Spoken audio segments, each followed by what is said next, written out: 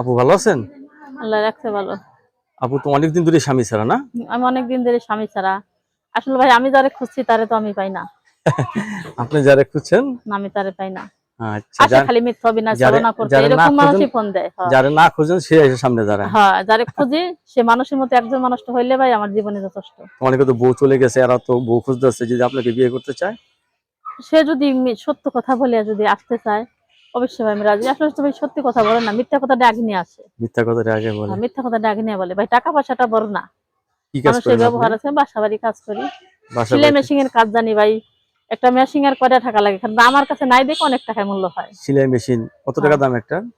এই ৮-১০ হাজার টাকা লাগলে একটা সেলাই মেশিন পাও, পাই মেশিন। আমার তো আর ওরকম যোগ্য নাই আমারে কেউ যেন যেই কেউ এই যদি মেশিন কিনা ভালোবেসে দিবে। যদি একটা সেলাই মেশিন কিনে দেবো, উপকার হয় না?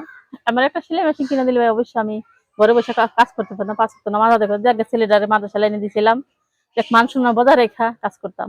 আপনার কাছে ধন্যবাদ। দর্শক কথাগুলো শুনলেন, আপুর সাথে কথা বলতে পারবেন, কারোর সাথে আপু খারাপ ব্যবহার করবেন না, ঠিক আছে? ইনশাল্লাহ। আপনার কাছে ধন্যবাদ আমার চ্যানেল সময় দেওয়ার জন্য।